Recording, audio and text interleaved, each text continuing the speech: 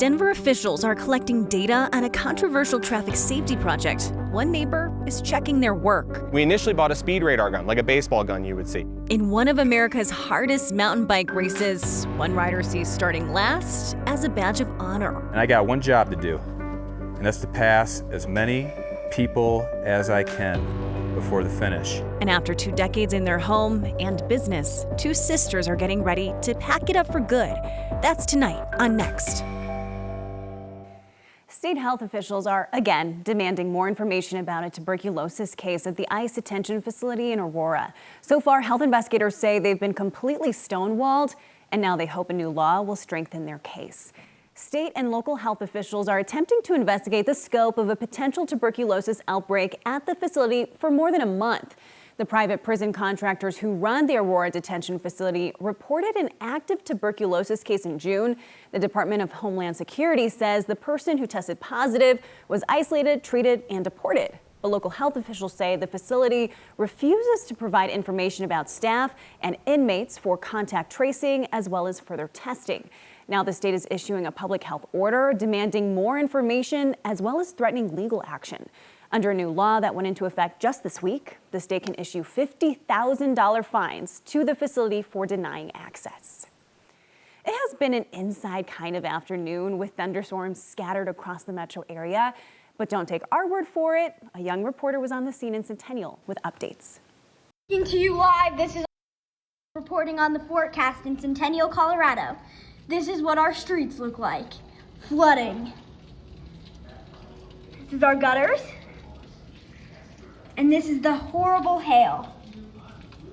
Keep safe out there, everybody, and have a good night. I don't know if I could have done it better myself. Chris, they're coming for our job. I'm looking over my shoulder right now, Angeline. That was good. That was good stuff there from Centennial. And that was also quite the storm for the South Metro area. If you're watching me from downtown Denver on North, though, you haven't seen much yet, but we are not out of the woods yet here in Denver. Things looking pretty ominous from Mile High, where, of course, Zach Bryan about to get ready out there at Empower Field at Mile High, and it does look stormy. In fact, Red Rock's already delayed by a storm moving through the Southwest Metro area. That storm, a weaker storm, but still some lightning and some heavy rain moving into central Denver as we speak. Flash flood warning Southeast Metro from that earlier storm, same for the southwest side of town as well. But there's that storm approaching downtown Denver, so definitely seek shelter. But things should clear up in the next hour or two for much of the metro area. Eastern Plains seeing some stronger storms as well. Hail, damaging winds, as well as some flash flooding. Those are main concerns this evening out over the Eastern Plains. Let's walk you through that forecast. Closing on in here on the metro area, south and east sides of town. We'll hold on to that chance for storms the longest, but we'll keep a few storms around through the evening. But again, the majority of the action between now and 8 p.m. And then tomorrow, another wave of storms on the way. More monsoon storms likely Saturday as well. Storms continuing over the next couple of days, including some in the mountains, the Eastern Plains. So the monsoon certainly panning out here with quite a few storms that'll last through Sunday, drying out for Monday and Tuesday of next week, and warmer as well. All right, we need the rain, but hopefully the hail's not too damaging. Thanks, Chris.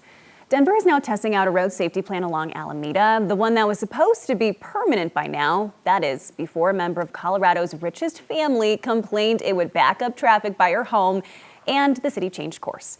Neighbors are still furious. One trusts the city so little, he's collecting his own speed data that he shared with our Spencer Soiter. This is a Telram device. If trust is earned, then there's a good explanation for this orange thing hanging from the front of Jamie Rooney's Denver home. It measures speed, counts of cars going in both directions. Jamie and his wife live along Alameda, a street with a high number of deadly and serious injury crashes. And then here's the speed on the cars. Alameda is where Denver's Department of Transportation and Infrastructure finalized a road safety project, but then drastically scaled it back after a member of Colorado's richest family complained it would back up traffic by her home. A lot of frustration with that, Spencer. Neighbors like Jamie raised hell. So did some of Denver's city council members. Your trust and integrity on this project is nil. The city denies it went down like that, but offered up a compromise. It's now testing the original plan on a shorter stretch of Alameda, eliminating a lane on each side for about a mile and adding dedicated turn lanes. Where does it stop? What is actually final? Now this isn't even final, this is a test. That's not even for a full year. Jamie still doesn't trust the city or the data it collects here. No, it's with multiple asterisks when it comes through. There's certainly more congestion on Alameda right now. Jamie says his numbers show drivers are going slower, passing his home. And I know a lot of people watching will probably go, well, yeah, we can see cars are stacking and, queuing right there. Well, naturally, they're going to slow down. And I'll say, yes, that's the point of a road diet. Jamie's willing to share his figures with the city. And with trust gone, he plans to keep collecting. I'm getting 4 different stories from people that I pay my taxes to. So yeah, I am going to spend a little bit of my own money to understand my data that's happening in front of my own house. I asked the city this afternoon if it plans to use the data collected by Jamie. A spokesperson for the Department of Transportation and Infrastructure told me it will be relying on its own data collected by their professionals to make decisions, that their devices are industry standard, calibrated, and consistent with their, quote, before change data, AKA thanks, but no thanks for your stuff. Well, I'm sure he'd like to see their data and see if it's the same, different, but I guess we'll have to wait, right, Spencer? Yeah, maybe they'll line up, maybe they won't. He thinks this thing is a little less accurate at night than it is during the day. That's what the company who makes it, the company in Belgium, told him. But he thinks his data is accurate. He says he can't fudge it at all. He'd love to give it to them, says he shared a link. They don't want it. All right, well, we'll keep watching. Thanks for following this story, Spencer. A Democratic caucus leader at the state capitol is facing an ethics committee this week over allegations that she made a mess of the caucus budget. The committee is considering a complaint against Representative Mandy Lindsay from Aurora. A fellow Democrat filed that complaint, alleging that Lindsay frequently mixed caucus and personal funds, including writing herself a $6,000 check to pay for a caucus retreat and using the caucus credit card to book herself a motel room on a personal trip to Portland. When House leadership later asked Lindsay to show receipts for her spending, they say she provided sticky notes. Today, Lindsay's attorney said some of the charges were a mistake and that the other time she personally fronted money for expenses and then reimbursed herself. A bipartisan ethics committee met earlier this year and said Lindsay's poor accounting practices raised some concerns, but likely aren't criminal violations. After going through evidence at a 2-day hearing, the committee will move ahead with a final report and recommendations for potential discipline. We wanted to say a quick thank you for all you've done so far this week to help build support systems for young cancer survivors. We don't have a show this Friday, so here's Kyle with an early update on this week's Word of Thanks. Young Coloradans are facing cancer with battle after battle. First, obviously, just to get healthy, and then they have to deal with the long-term emotional, physical, and financial challenges that follow. That's why this week's Word of Thanks microgiving campaign supports the nonprofit Shining Stars Foundation. For decades, they have helped Colorado's pediatric cancer patients and their families through recreational and social programs. And they realize that many of these young people are facing a sort of cliff when they either age out or they finish treatment and the other support systems drop away from them. So the Shining Stars Foundation created its All Stars program with retreats, mentorship, connection, and assistance for survivors over the age of 18. The folks in charge there told me that even after the celebration of remission, these kids carry a lot of trauma into their adult years, and there are few resources and support systems made just for them and that age group. So Shining Stars Foundation created one. Let's help them expand it to serve the hundreds of young Coloradans who are aging out of their programs for teenagers. Scan the QR code on your screen or text the word THANKS to 303-871-1491. We'll send you that link to donate. Even $5 adds up fast when a bunch of people do it. That's how you've raised $19 million. And you know I'll never ask you to give to a cause I don't back myself. So I'll match the first 50 donations at $5 to get us rolling.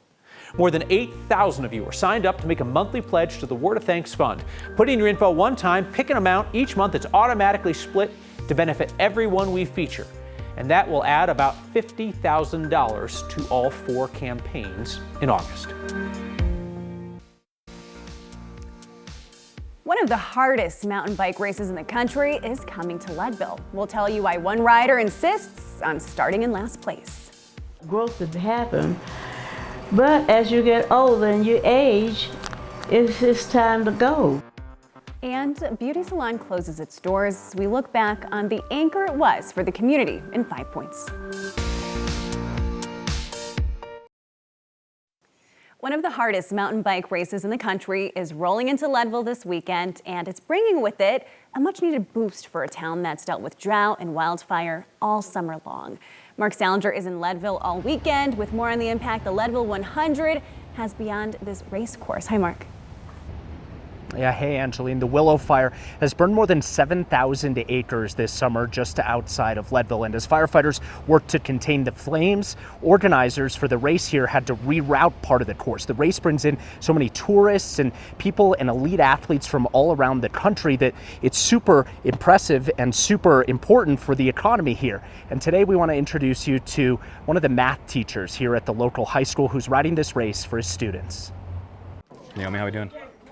Give me a fist bump there. Good. How we doing? The first week of school brings a lot of surprises. Now remember, I'm still learning some names here, so be patient. Be patient with me. New teachers, new classes, and new challenges. In this life, we are attracted to people who are interesting. What's one thing you think you're really good at? In Jeff Spencer's freshman year math class at Lake County High School. All right. Interesting is part of the lesson plan. What's one thing about you that might surprise people? Anthony, talk to us about Maylin. What's something that might surprise us about Maylin? In between fractions and sequences, We talked about being efficient mathematicians. surprises reveal more about everyone, All right, including the guy at the front of the classroom. day 3 of class, we got 2 days until the 100. 2 more days until the 100.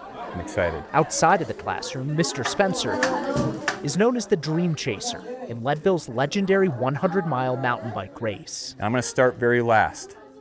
And I got one job to do, and that's to pass as many people as I can before the finish. Every person I pass, I raise money. Last year, he passed 1,500 riders and raised more than $140,000 for the Leadville Trail 100 Legacy Foundation. Throughout the summer, people pledge money for every rider I pass, or they might just donate a flat amount.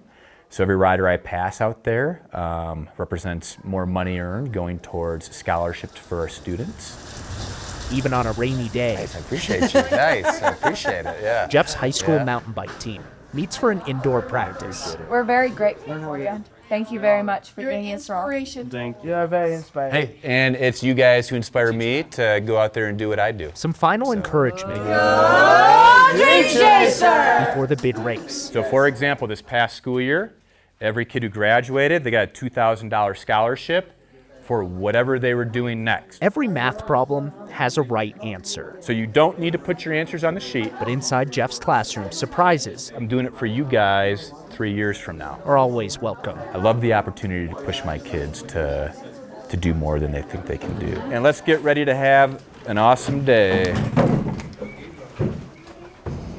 I asked Jeff what he's thinking about as he's going on the course, all those 100 miles. I said, are you thinking about those students? He said, absolutely. They're the ones who push me to go faster. The more people he passes, the more money he raises for those kids. If you're interested in donating, we have a link on our website on 9news.com. Angeline. So much dedication to see them push through for this Leadville 100, especially at a time when we know they had to reroute the course. It wasn't easy from the sounds of it, Mark. No, and they had to reroute it for several miles, totally rerouting part of that course. And then the irony of it all now is that they've been dealing with a fire for so many months, and then now it's raining and there's a lot of clouds and all of that. They're preparing for that. We were camping last night, tons of rain. It's coming down here in Leadville. All right, thank you so much, Mark. Well, have you ever seen someone slacklining in a park and thought, what are they training for? What are they doing? It turns out they could be training to save a life. All month long, we're looking back on some of our favorite stories from the early days of Next to celebrate our decade on the air. Tonight, allow us to reintroduce to you the Slackline savior. My name is Mickey Wilson. MICKEYWILSON.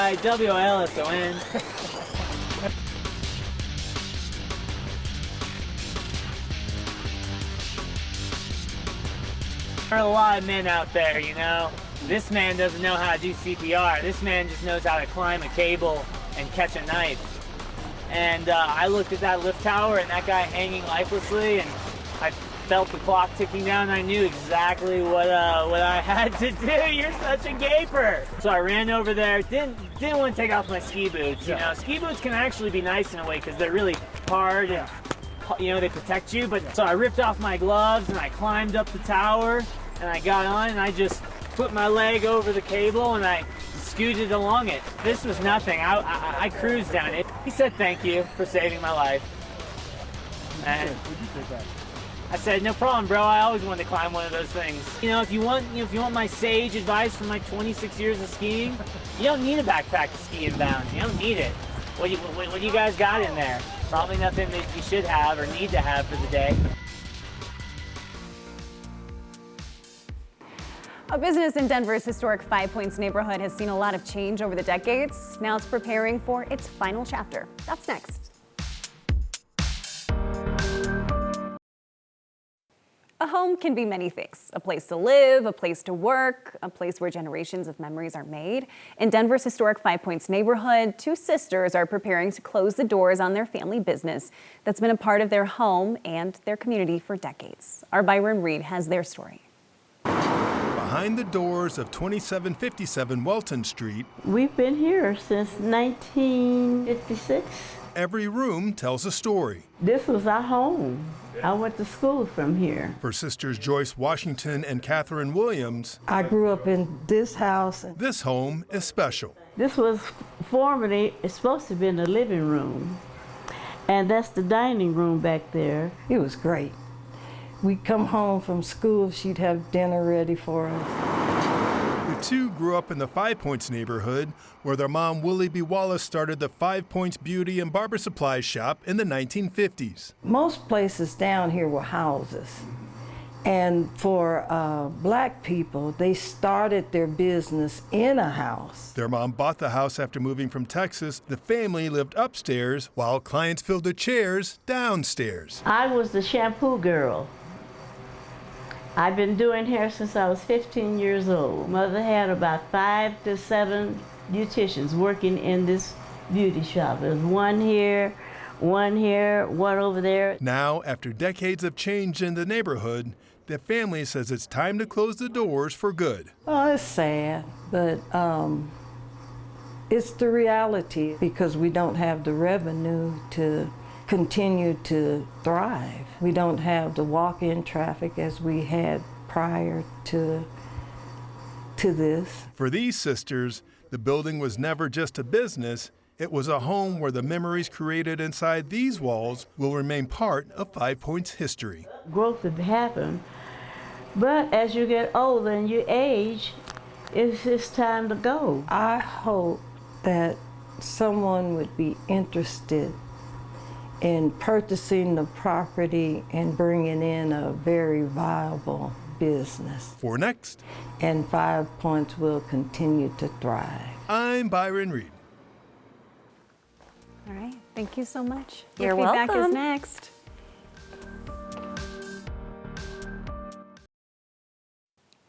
As you guys know, we're celebrating being a decade on the air. I've been on the show for 5 years now, so we appreciate all the love. Just want to give a shout out as well to some of our viewers who have written in some really nice things saying, for instance, love next. It takes a little bit to get used to. Kind of backhand compliment there, but I'll keep going. It's local journalism telling stories in depth. It's something you don't get anywhere else on Denver TV or national TV. We love being a part of this team, so thanks for joining us every single night. And as a reminder, there's no next tomorrow, so you'll have to join us again on Monday. Thanks for letting me fill in with you guys. I hope you have a good evening.